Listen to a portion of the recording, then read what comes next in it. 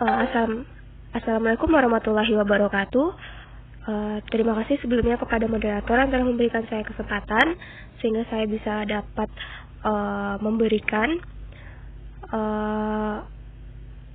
presentasi saya pada saat ini yang telah kami buat dari kelompok 3. Nah, di sini kami akan menerangkan tentang gangguan konsep diri yang terdiri dari Nelva Kurnia Putri di kelompok 3, kedua Noveza, ketiga Novia, keempat Novita, kelima Mutia, keenam Nuikosema, ketujuh Nuraini, dan kedelapan Mutia. Nah, saya Nuikosema sebagai penyaji akan menyajikan materi kami. Langsung saja. Yang pertama yaitu definisi dari konsep diri. Menurut beberapa ahli seperti Sefer dan Hofnung, definisi konsep diri itu suatu pemahaman mengenai diri atau ide tentang konsep diri itu sendiri. Nah, sedangkan Cawagas mengatakan seluruh pandangan individu akan dimensi fisiknya, karakter pribadinya, motivasinya, kelemahannya, dan kelebihan, serta kecakapannya, kegagalan, dan sebagainya.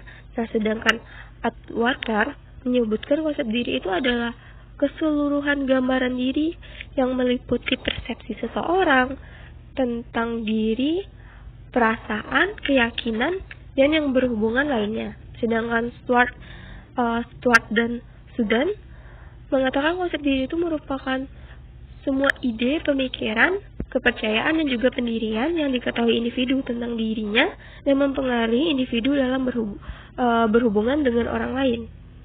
Nah, jadi dapat kita tarik kesimpulan definisi konsep diri itu sendiri merupakan seluruh cara seseorang untuk melihat dirinya secara utuh dengan semua ide, pemikiran, kepercayaan, dan pendirian yang diketahui individu dalam berhubungan dengan orang lain. Nah, konsep diri ini terbentuk dari lahir, tetapi dipelajari sebagai hasil dari pengalaman yang unik seseorang dalam diri sendiri, orang dekat, dan juga realitas hidup.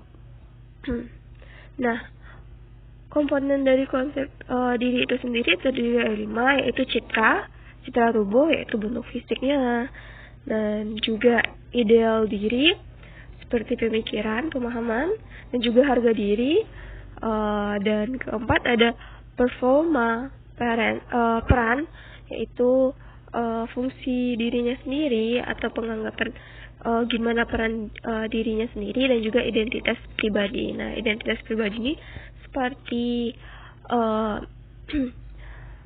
dia tuh menganggap dirinya itu seperti apa. Nah, selanjutnya ada citra tubuh. Nah, seperti saya bilang tadi, citra tubuh itu ada fisiknya dan juga berupa sikap, persepsi, keyakinannya, pengetahuan individu secara sadar atau tidak sadar tentang bentuk, struktur, dan fungsi, keterbatasan, makna, dan objek yang kontak secara terus-menerus dengan tubuh. Nah, gambaran tubuh yang diterima secara realistis akan meningkatkan keyakinan diri sehingga dapat mantap dalam menjalani kehidupan. Selanjutnya, gangguan citra tubuh ini berupa perubahan persepsi tentang tubuh yang diakibatkan oleh perubahan ukuran, bentuk, struktur, fungsi, keterbatasan, makna, dan objek yang sering kontak dengan tubuh. Nah, tanda dan gejalanya itu seperti yang pertama, perubahan ukuran tubuh, yang kedua, bentuk tubuh yang berubah, misalnya ada tindakan invasi seperti operasi dan suntikan, masalah invasi juga seperti amputasi, itu kan berubah bentuk tubuh dan juga fungsinya. Nah, yang ketiga ada perubahan struktur sama dengan perubahan bentuk tubuh disertai dengan pemasangan alat di dalam tubuh. Nah, yang keempat ada perubahan fungsi. Ini nih misalnya penyakit yang dapat merubah sistem tubuh. Dan juga ada keterbatasan seperti dia tidak bisa bergerak secara bebas, dia tidak bisa makan dan juga melakukan kegiatan lain. Nah, soalnya ada makna dan objek yang sering kontak. Nah, ini seperti penampilan dan dandanan yang berubah, pemasangan alat seperti ada infus, ada reseptor, dan juga pemisahan tanda-tanda vital. Nah, selanjutnya ada ideal diri. Di sini nih yaitu persepsi individu tentang bagaimana dia harus berperilaku berdasarkan standarnya, tujuannya, keinginan dan nilai pribadi tertentu. Nah, ini sering disebut ideal diri ini sering disebut dengan cita-cita, apa yang menjadi cita-citanya, keinginannya, harapannya. Seperti dia tuh ingin menjadi lebih baik dari sebelumnya, atau dia pengen menjadi orang yang lebih terbuka. Nah, itu tuh juga termasuk pada ideal diri. Gangguan dalam ideal diri ini seperti keinginan yang tidak tercapai atau tidak realistis. Dia terlalu berpikiran yang di luar batas. Nah, tanda dan gejalanya yaitu pertama mengungkapkan keputusan akibat penyakit seperti saya tidak bisa ikut ujian karena sakit, saya tidak bisa lagi jadi pegawai karena bekas operasi di muka saya, kaki saya yang dioperasi tidak dapat bermain bola. Nah, yang kedua itu mengungkapkan keinginan yang terlalu tinggi seperti saya pasti bisa sembuh padahal prognosa penyakit buruk, atau ini seperti dia udah di fase terminal, namun dia merasa dia masih bisa hidup lama gitu. Sebenarnya itu bagus, tapi terkadang kalau itu berlebihan itu bisa ke arah negatif. Nah, selanjutnya harga diri. Nah, ini yaitu penilaian individu itu sendiri tentang dirinya sendiri, apa yang telah dicapainya, menganalisa seberapa jauh perilakunya gitu. Ini nih didapat dari pencapai ideal diri, cita-cita atau harapannya, sehingga menghasilkan perasaan berharga. Nah, harga diri ini berakar dari penerimaan diri sendiri tanpa syarat sebagai individu yang berarti dan penting, walaupun salah, gagal ataupun kalah. Harga diri diperoleh dari penghargaan diri sendiri dan orang lain. Faktor yang mempengaruhi harga diri tinggi yaitu perasaan diterima, dicintai, dihormati, serta frekuensi kesuksesan. Nah, gangguan harga diri ini biasanya digambarkan sebagai perasaan yang negatif terhadap diri dan hilang kepercayaan, merasa gagal dalam mencapai keinginan, atau biasa disebut dengan HDR, yaitu harga diri rendah. Nah, tanda dan gejalanya seperti perasaan yang malu, terlalu merendahkan diri terhadap diri, baik akibat penyakit atau akibat tindakan terhadap penyakit, misalnya malu dan sedih karena rambut jadi rontok setelah mendapatkan terapi sinar pada kanker. Yang kedua, rasa bersalah terhadap diri. Nah, ini juga tidak baik. Misalnya, ini tidak akan terjadi jika saya segera ke rumah sakit, menyalahkan diri. Nah, yang ketiga, merendahkan martabat. Ini misalnya, saya tidak bisa, saya tidak mampu, saya orang yang bodoh, saya tidak mungkin bisa melakukan itu. Nah, seperti itu. Nah, yang keempat, gangguan hubungan sosial, seperti menarik diri, antisosial gitu, tidak mau bertemu orang lain dan lebih suka menyendiri. Ini kebanyakan dilihat oleh orang introvert ya.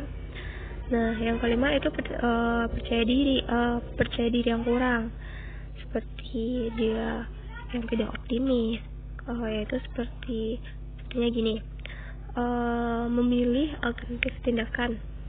Misalnya memilih alternatif tindakan ini, dia tuh daripada dia yang harus, misalnya nih, kayak kita anggap aja deh, ada seseorang, dia disuruh ke depan atau dia disuruh maju gitu untuk melakukan, dia yang diusulkan untuk mengambil tindakan, tapi dia nggak percaya diri, makanya disuruh dicari alternatif. Dia tunjukkan aja temannya, lebih baik diserahkan, dia nggak mau ngambil tindakan itu, dia merasa dia tuh nggak cukup, dia nggak bisa, kayak gitu, percaya dirinya kurang.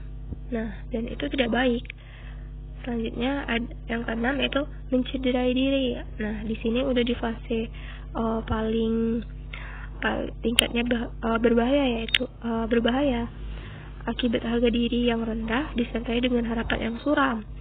Dia di sini nih dia sudah berpikir negatif dan dia merasa hidupnya itu nggak berguna, sia-sia, sehingga mungkin kalian ingin mengakhiri hidupnya dan ujung-ujungnya akan bunuh diri. Nah, ini nih yang berbahaya. Dan keempat yaitu faktor performa peran. Nah, ini serangkaian pola yang diharapkan oleh lingkungan sosial berhubungan dengan fungsi individu di berbagai kelompok sosial. Pertama, ada peran yang ditetapkan, seperti peran yang dijalani dan seorang tidak punya pilihan. Peran yang diambil adalah peran yang terpilih oleh individu. Nah, gangguannya yaitu perubahan atau terhentinya fungsi peran yang disebabkan oleh penyakit, proses menua, putus sekolah, dan putus hubungan. Nah, klien yang dirawat di rumah sakit otomatis peran sosial klien berubah menjadi peran sakit. Nah, seperti peran dalam keluarga, peran dalam pekerjaan, dan berbagai kelompok. Seperti keluarga itu seperti dia jadi tulang punggung tadi. Kalau dia sakit, akhirnya dia tidak jadi, maka dialihkan. Nah, di sini termasuk gangguan dalam peran. Atau dia di pekerjaannya atau sekolahnya izin sakit, jadi dia tidak bisa bersekolah atau tidak bisa bekerja. Hampir sama dengan keluarga. Dan ketiga ada peran di kelompok sebagai dia yang seharusnya sebagai pembimbing, akhirnya dia dirawat dan dialihkan. Nah, dia merasa dikucilkan karena dia tidak bisa melakukan hal itu kembali. Nah, tanda dan gejalanya ini seperti mengingkari ketidakmampuan menjalani peran. Dia merasa dia tidak mampu lagi gitu, ketidakpuasan peran. Yang ketiga ada kegagalan menjalani peran yang baru. Saat dia diberikan peran yang baru, dia tidak bisa menjalankannya. Keempat, dia ketegangan dalam menjalani peran baru, bersama-sama ketiga.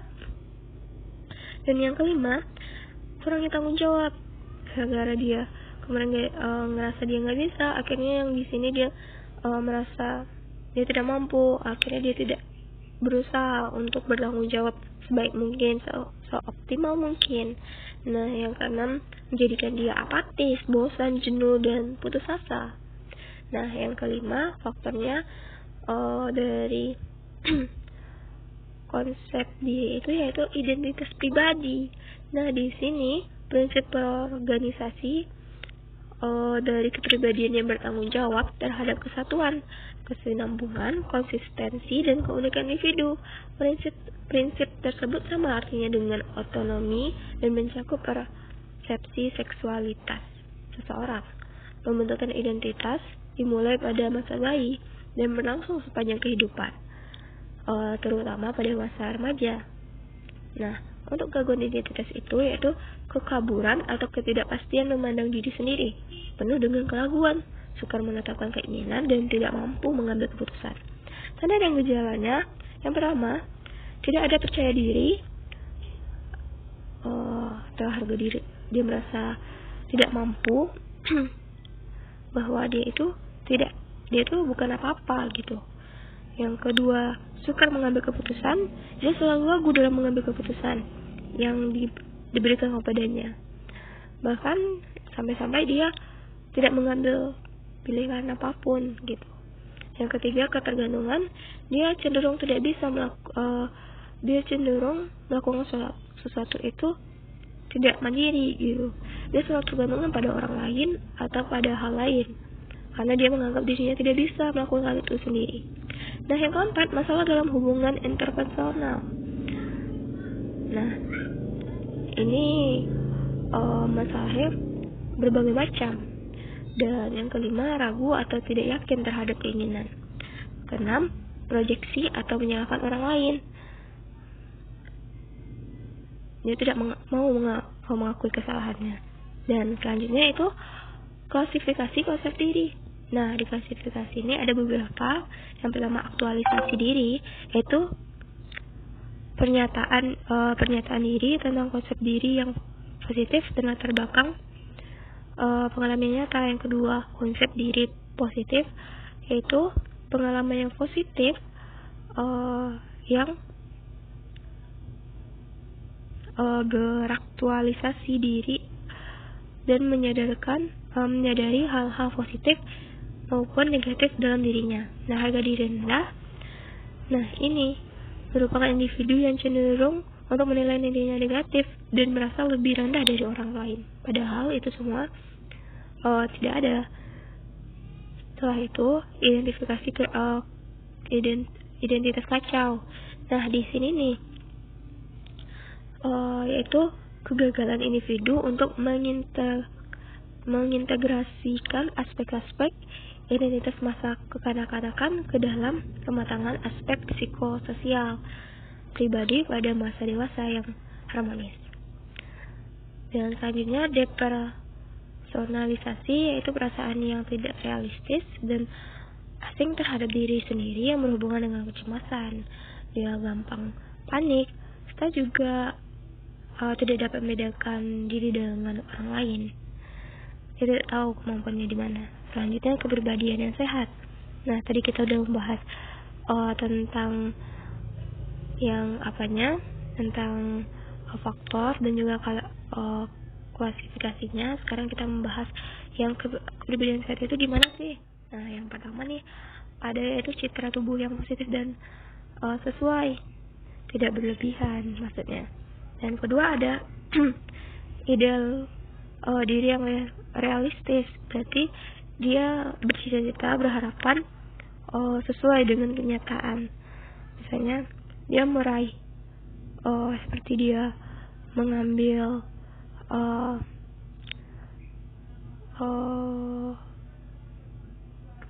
misalnya gini, dia ambil jurusan IPA, maka dia akan berkecimpung di bagian seperti jurusan IPA itu sendiri, seperti kedokteran, mengajar, juga bisa tentang perhitungan dan beberapa seperti itu. Jangan dia ambil jurusan IPA, setelah itu dia masuk ke dalam hukum, walaupun itu bisa, tetapi lebih baik menyesuaikan gitu, realistis gitu kita. Nah, selanjutnya yaitu konsep diri yang positif. Ini berpikiran positif tentang diri sendiri. Dan juga harga diri yang tinggi. Ini sangat baik, yaitu merasa dihargai dirinya. Dan juga dia bisa menghargai diri gitu. Yang selanjutnya itu penampilan peran yang memuaskan. Dia merasa sanggup dan bisa dalam melakukan perannya, bertanggung jawab contohnya. Nah, selanjutnya rasa identitas yang jelas. Dia tidak merasa ragu lagi, dia tidak merasa identitas yang kacau. Nah, seperti itu. Nah, faktor-faktor yang mempengaruhi konsep diri. Nah, menurut para ahli seperti Lar and Spanner, itu merupakan perkembangan seseorang selain ditentukan oleh kondisi diri, juga terkait dengan kehidupan, dengan lingkungan masyarakat pada setiap tahap perkembangan yang dilalui. Nah, sedangkan menurut Garbarino, yaitu dilihat dari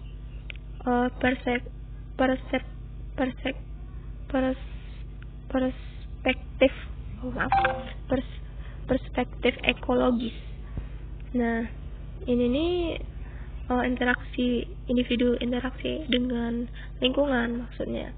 Nah, itu menurut Hurlock yaitu ada fisik, pakaian, nama, panggilan, intelijensi, tingkat aspirasi, emosi, budaya, dan sosial, status sosial itu ekonomi dan juga keluarga.